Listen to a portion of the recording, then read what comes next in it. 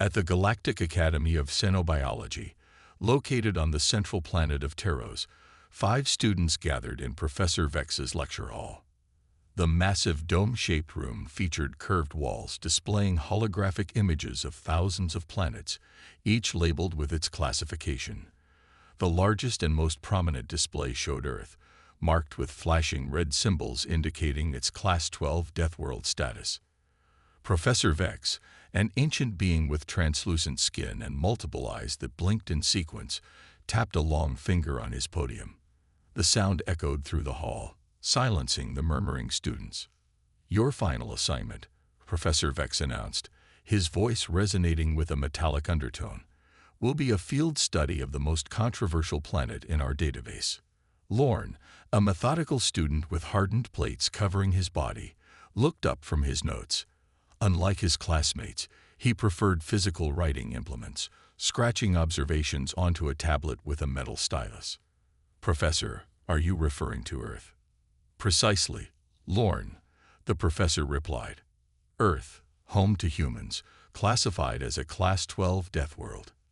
Trill, whose translucent tentacles quivered with excitement, raised 3 of her appendages. "But Professor, many scholars believe that classification is exaggerated. The Galactic Council might have political reasons for keeping Earth isolated." Dax, larger than the others with a ridged forehead and 4 arms crossed in a display of skepticism, snorted. "It's obviously propaganda.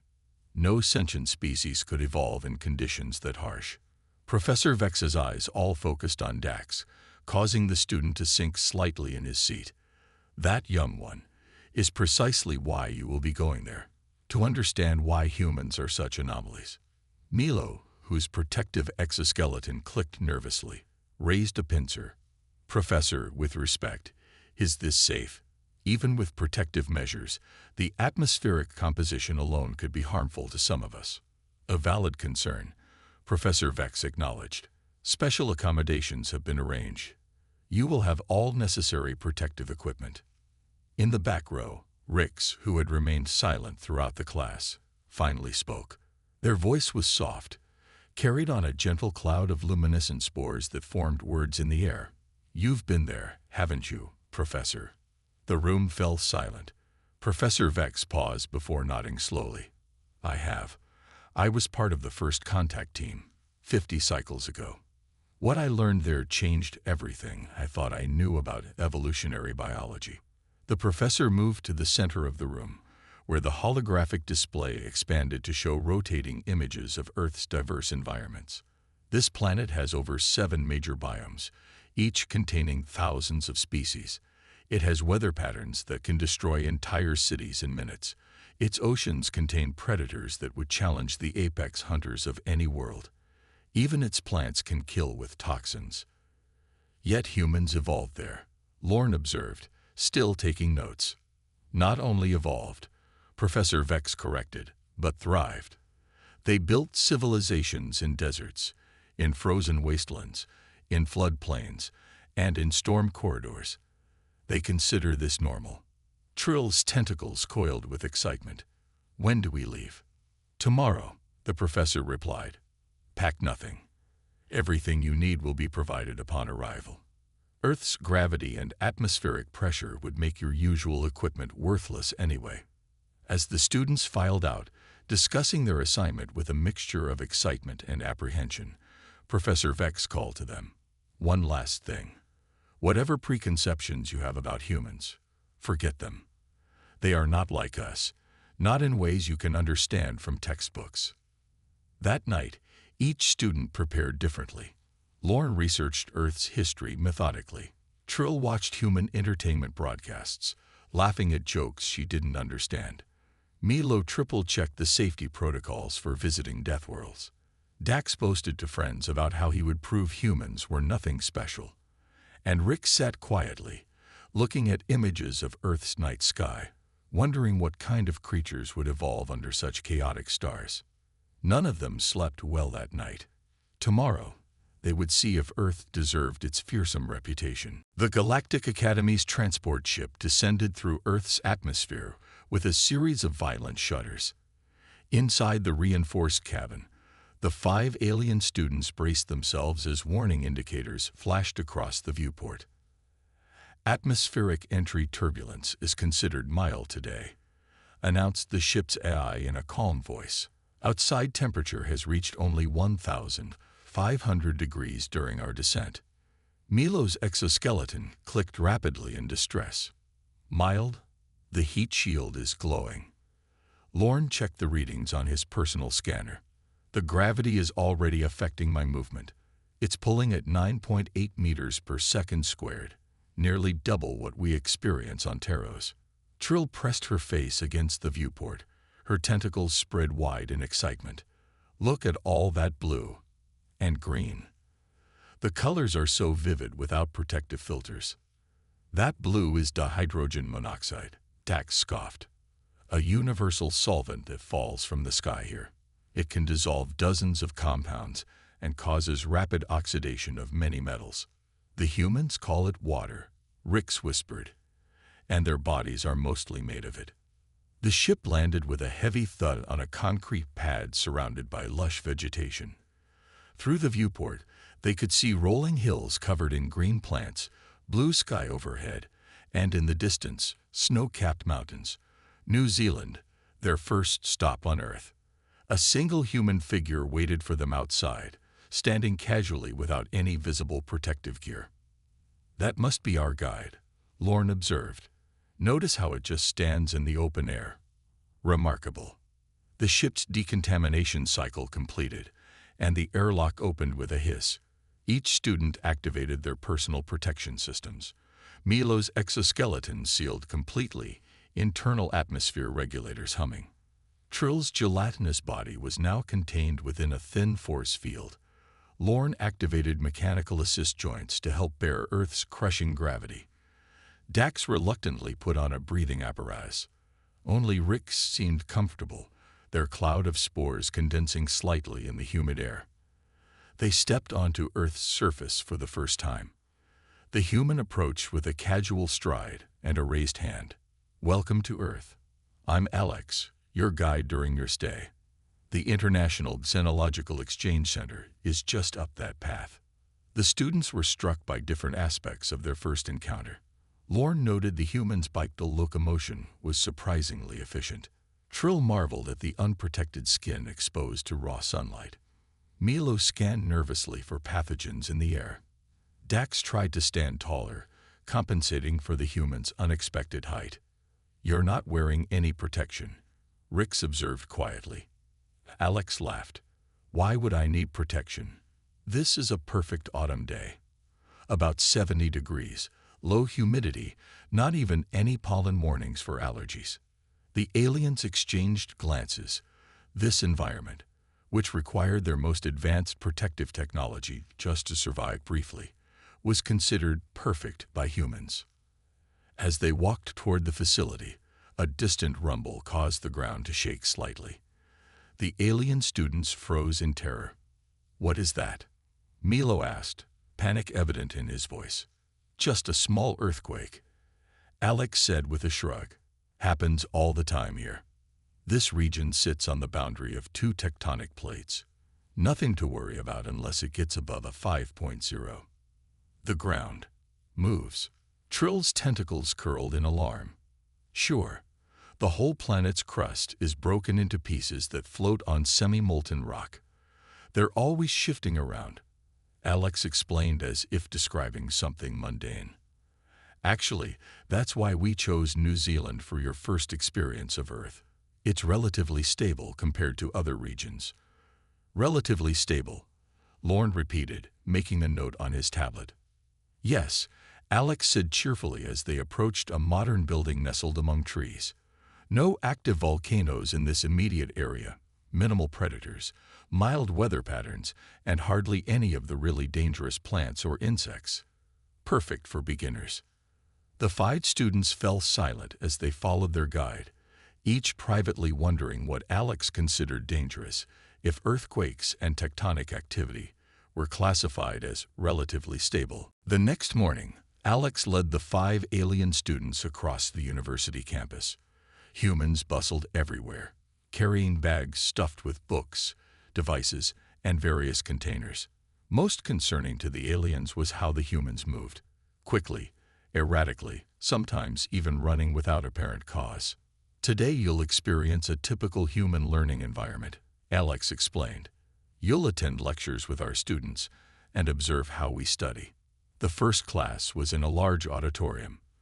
The aliens were given special seating with their required environmental controls, drawing curious glances from the human students.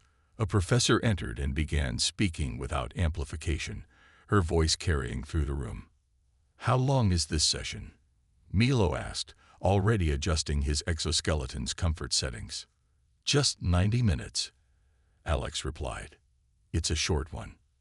90 minutes of continuous information absorption. Lorne looked surprised. Without neural assists or memory downloads. Alex nodded.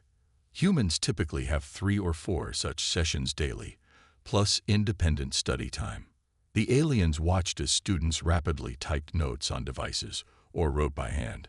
The physical stamina required to maintain focus and manually record information stunned them. As they moved between classes, they passed a large open space where humans were engaged in physical activities. Some ran in circles on a track, others lifted heavy objects repeatedly, and groups chased balls across fields. "What is this ritual?"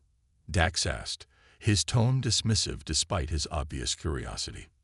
"Sports and exercise," Alex explained. "Many students do this after studying for 8 hours. Some are training to compete, others just enjoy physical activity." Trill's tentacles wiggled in confusion. They deplete their energy reserves, voluntarily, after mental exertion. "Humans get restless without physical activity," Alex said. "Most of these students will study several more hours tonight after this." In the cafeteria, the aliens observed with horror as humans consumed a variety of substances. "That student is ingesting the neurotoxin." Milo pointed with alarm at a young woman drinking coffee. "Caffeine," Alex corrected. "It's a mild stimulant. Most humans consume it daily to improve alertness. Your species willingly consumes nervous system disruptors to function." Lorne made careful notes. "Wait until you see them tonight," Alex chuckled. "Many consume ethanol, another toxin, for recreation." Dax had been growing increasingly agitated watching human students carrying heavy backpacks effortlessly. His 4 arms flexed in a display of his species' strength. "These humans look weak," he declared loudly. "I could easily outperform them physically." A nearby student overheard and grinned. "Want to test that theory? We're having arm wrestling in the rec center." Despite Alex's warning glance, Dax accepted the challenge. A small crowd gathered to watch as Dax, using his primary right arm, the strongest of his 4, positioned himself across from the human student, who appeared average in build. "Begin," someone called. Dax strained, his arm quivering with effort. The human's arm didn't move. Then, with seemingly little exertion, the human pushed Dax's arm down to the table. The crowd cheered. "Impossible," Dax muttered, his confidence shattered. "Your gravity should make you weak, not strong." "Actually," the human explained kindly, "growing up in Earth's gravity means we develop more muscle density. Plus, our efficient bipedal structure concentrates power." As they left the recreation center, the ground suddenly trembled. Books fell from shelves, and lights flickered. The alien students froze in panic, but the humans merely paused, looked around casually, then continued their activities. "Earthquake," a student nearby commented, not even looking up from her device. "Maybe 4.0. "That's it?" Rix asked, their luminescent spores forming words that pulsed with alarm. "No emergency protocols. No evacuation." Alex shrugged. "This building is designed to withstand quakes up to 8.0. Why waste time evacuating for a minor tremor?" As they returned to their quarters that evening, the aliens were silent, processing what they had witnessed. Humans didn't just survive in this environment. They thrived in conditions that would incapacitate most galactic species, and this, Alex had casually mentioned, was just a typical day in one of Earth's milder regions. The morning came too quickly for the alien students. Alex arrived at their quarters with a small backpack and a cheerful smile. Today we're going on a mild hiking trip in one of our national parks. Pack water and wear comfortable shoes. What is hiking? Milo asked, his exoskeleton already whirring with anxiety adjustments. Walking through nature, Alex replied. Don't worry, I've chosen an easy trail for beginners, only about 5 miles with a moderate elevation gain. The aliens exchanged nervous glances. 5 miles in Earth's crushing gravity seemed impossible. Even Dax, still humiliated from yesterday's strength contest, looked concerned. A short transport ride later, they stood at the edge of a dense forest. Tall trees swayed in the breeze, undergrowth crowded the ground, and unseen creatures made sounds in every direction. To the alien students, it resembled a nightmare. This is untamed, Lorne asked, scanning the chaotic environment. You haven't organized the plants or removed dangerous species. Alex laughed. That's the whole point of a national park. We preserve the wilderness. Come on, the trail starts here. They began walking on a narrow dirt path. Every step was a new horror for the alien students. Milo's sensors detected thousands of microorganisms in the soil.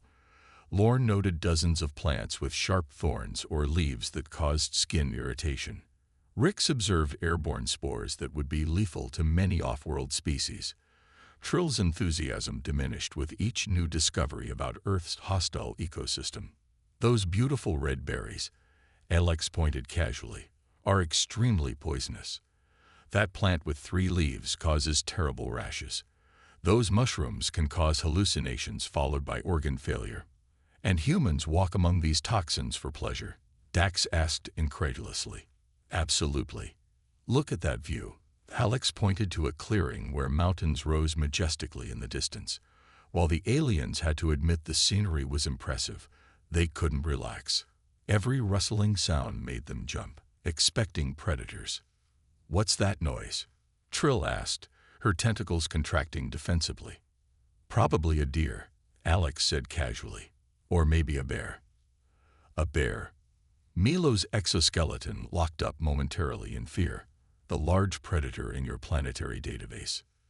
They usually avoid humans, Alex assured them, continuing down the path without concern.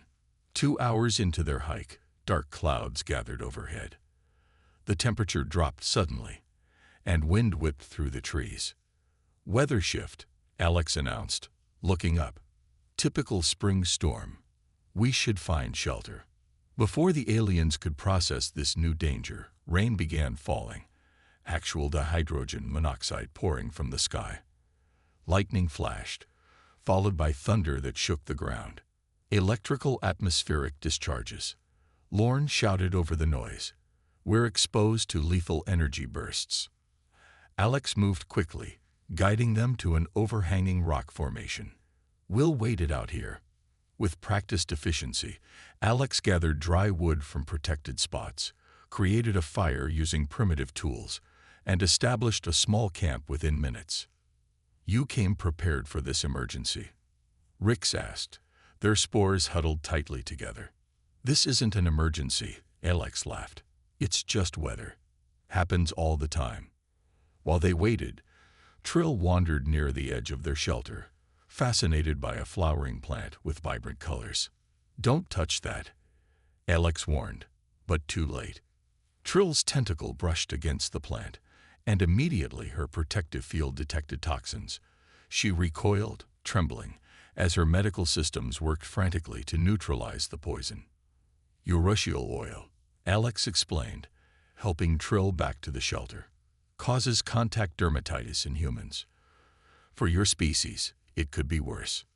You live among plants that attack through mere contact. Trill gasped as her system stabilized. Earth evolved countless defense mechanisms, Alex said, stoking the fire. Plants, animals, even microscopic life. Everything here had to become tough to survive. As night approached and the storm passed, Alex led them back toward their transport. The aliens moved slowly, exhausted by Earth's gravity and the constant vigilance required to avoid danger. This was meant to be relaxing.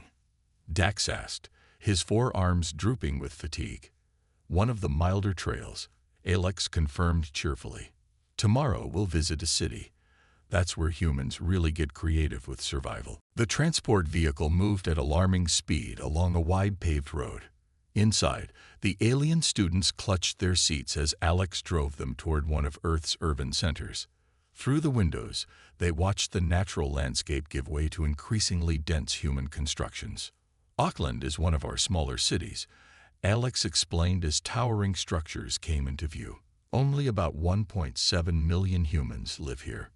Million? Lorne repeated, his note-taking momentarily paused, clustered in one location. Cities 10 times this size exist elsewhere on Earth, Alex mentioned casually, maneuvering the vehicle into a flow of identical transports, all moving in synchronized patterns at speeds that made the aliens deeply uncomfortable. The noise hit them first as they entered the city proper. A cacophony of sounds, mechanical, biological, artificial, all blending into a constant roar that overwhelmed their senses. Their protective equipment automatically adjusted, dampening the sensory input to manageable levels. The decibel level here would cause permanent damage to most galactic species, Milo observed, his readings flashing warnings. Alex parked the vehicle, and they emerged onto a crowded sidewalk. Humans rushed past in all directions, barely avoiding collisions through some unspoken coordination. The aliens huddled together, terrified of being separated in the flow. How do they navigate without collision avoidance technology? Rix wondered, their spores clustering tightly. Practice, Alex answered. Humans develop spatial awareness from childhood. They followed Alex down the sidewalk, passing storefronts with bright displays. The sensory overload was overwhelming. Artificial lights, synthesized sounds, thousands of chemical compounds in the air. What shocked the aliens most was how the humans seemed entirely unaffected by it all. The air quality, Trill noted, her tentacles waving at readings from her sensors. It contains particulate matter, carbon compounds, and dozens of pollutants. Yes, city air, Alex nodded. It's actually quite clean today by urban standards. They stopped at a busy intersection. Massive metal vehicles rushed past at speeds that would be considered emergency velocities on most civilized worlds. Those transports, Dax said, pointing at the cars. They're controlled by individual humans, without central coordination. Of course, Alex replied as the signal changed and they crossed the street. Everyone learns to drive. It's a basic skill. A sudden screech of brakes and metallic crash drew their attention. Two vehicles had collided at the next intersection. The aliens tensed, expecting emergency protocols to activate. Instead, they watched in shock as the human drivers emerged from their damaged vehicles, appearing angry but unharmed. Shouldn't we help? Milo asked as they watched the humans exchange information. They're fine, Alex assured them. Just a fender bender. Happens thousands of times daily across Earth. Their next stop was a human medical facility. Alex had arranged a tour, explaining that understanding human health care would help them comprehend human physiology. The hospital was a revelation.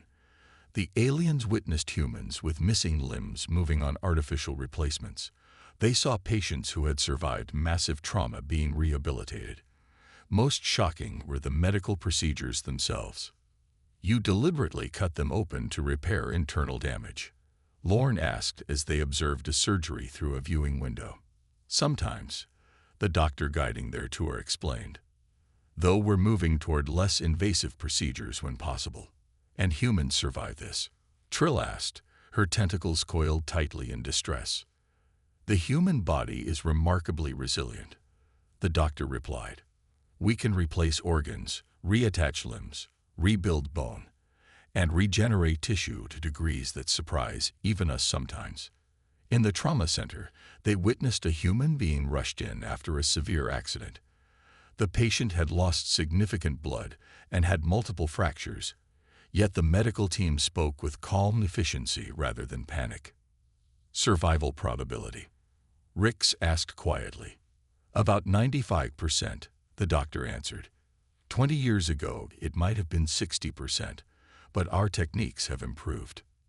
As they left the hospital, the alien students were subdued. The city continued its frantic pace around them, humans rushing through their daily lives in an environment that would be considered a crisis zone on any other world. Tomorrow, Alex said as they returned to their transport, we'll visit the coast. The weather report mentions potential storm conditions, but it should be educational. None of the aliens found this reassuring. The next morning dawned with ominous dark clouds rolling in from the ocean. Alex arrived at their quarters dressed in weather-resistant clothing, looking energetic despite the gloomy sky. Slight change of plans, Alex announced. The coastal visit might be more exciting than I expected. The storm intensified overnight. It's now classified as a Category 1 cyclone. A cyclone. Lorne's protective plates shifted nervously. Isn't that an extreme weather event with high winds and precipitation? Just a small one, Alex assured them. We'll go to a safe observation point. It's a rare opportunity to witness Earth's weather patterns up close. The transport bounced along coastal roads as powerful gusts of wind rocked it from side to side. Through rain-streaked windows, the aliens saw massive waves crashing against cliffs, trees bent at dangerous angles, and occasional debris flying through the air. Other humans are evacuating, Milo observed, noting vehicles moving in the opposite direction. Yet we are driving toward the danger. For educational purposes, Alex reminded them with a smile that did nothing to reassure the aliens. They reached a reinforced structure built on a cliff overlooking the churning ocean. Inside, large windows provided a panoramic view of the storm while protecting them from its fury. Other humans were there too, some with scientific equipment, others simply watching the spectacle with beverages in hand. They're enjoying this, Dax asked incredulously. Storm watching is popular, Alex explained. Humans are fascinated by natural forces. For an hour, they observed the cyclone's intensifying power. The aliens recorded data, marveling at how the structure withstood winds that would tear apart buildings on their homeworlds. Then a thunderous crack split the air as a massive tree gave way nearby, crashing down across the only road that connected to their location. It appears we are now isolated, Rix noted, their spores pulsing with anxiety. Emergency services will clear it eventually, Alex said, checking a handheld device. But it might take a while. The storm is expected to last through the night. As darkness fell, the building's power flickered and died. The humans responded with practiced efficiency, activating chemical light sources and alternative heating methods. Alex distributed emergency rations from a storage compartment, dry, preserved food items that required no preparation. You anticipated this situation? Lorne asked, recording everything in his notes. Always prepare for the unexpected on Earth, Alex replied. It's a basic survival principle here. The night grew worse. Water began seeping through the building's roof, and the temperature dropped as heating systems failed. The human visitors grouped together, sharing thermal blankets. The aliens, despite their protective systems, were increasingly uncomfortable. A sudden shout of alarm came from near one of the windows. Part of the cliff face had collapsed, taking a section of the building's foundation with it. The entire structure groaned and tilted slightly toward the raging sea below. Structural failure imminent, Milo announced, his exoskeleton's sensors blaring warnings. We need to move to stable ground, Alex ordered, suddenly taking command with an authority that surprised the aliens. The human visitors responded immediately, gathering essential supplies and moving toward the building's more secure section. As they navigated through the darkened structure, a loud crash followed by a scream caught their attention. Part of the ceiling had collapsed, trapping Milo under debris. His exoskeleton flashed emergency signals as it struggled to maintain integrity under the crushing weight. Without hesitation, Alex rushed forward. What happened next defied the alien's understanding of human capabilities. Alex planted feet firmly on the wet floor, gripped a support beam that would be impossible for a being of that size to lift, and with a primal sound that seemed to come from Earth itself, raised the massive object enough for Rix and Trill to pull Milo free. "How did you?" Dax began, his forearms hanging limp in shock. "Adrenaline," Alex gasped, breathing heavily. Human bodies can temporarily exceed normal limitations in emergencies. Milo's exoskeleton was damaged, but functional. As they huddled in the building's remaining secure corner, listening to the howling wind and crashing waves, the alien students watched Alex organize the humans, distribute resources, and constantly check on everyone's condition, despite obvious exhaustion. "No sleep?" Lorne asked after several hours. "I'll sleep when everyone's safe," Alex replied simply, moving to reinforce a weakening wall. The storm passed by morning, leaving a transformed landscape of fallen trees, scattered debris, and reshaped coastline. Emergency vehicles arrived shortly after dawn, their lights flashing as workers cleared the road. The building where they had sheltered stood damaged but intact, much like its occupants. On their final day at the Xenological Exchange Center, the 5 alien students prepared their research findings. Each worked silently, processing what they had experienced during their time on Earth. Occasionally, one would look up, catch another's eye, and share a glance of understanding that transcended their different biologies. Professor Vex arrived that afternoon, earlier than expected. The ancient teacher moved slowly through the door, multiple eyes blinking as they adjusted to Earth's light. "I came to escort you home," the professor explained. "Your data transmissions were concerning enough that the Academy approved my emergency travel request." Back in the sterile safety of their transport ship, the students gathered in the conference room. The vessel's powerful engines had lifted them beyond Earth's gravity well, and they floated in the familiar comfort of low gravity. Their protective systems were deactivated for the first time in days, allowing them to experience the environment directly. "Your final presentations will be given to the entire xenobiology department," Professor Vex announced. "The data you've collected has already caused significant interest." "Will they believe us?" Trill asked, her tentacles moving with newfound confidence. "I wouldn't have believed it without experiencing it myself." "Show them this," Lorne said, activating a holographic display. Recorded images appeared in the air. Humans running in crushing gravity, working without rest for days, surviving injuries that would kill most species, drinking toxins for pleasure, and living in environments ranging from freezing to scorching, all on the same planet. The most compelling footage showed Alex lifting the impossible weight during the storm. The professor's eyes all widened at once. "That wasn't even a particularly strong human," Dax noted, humbled. "Just an average one in an emergency situation." 3 days later, they stood before a packed auditorium at the Galactic Academy. Students and faculty from every department had come to hear their findings. The 5 took turns presenting different aspects of human physiology and behavior, backed by irrefutable data and recordings.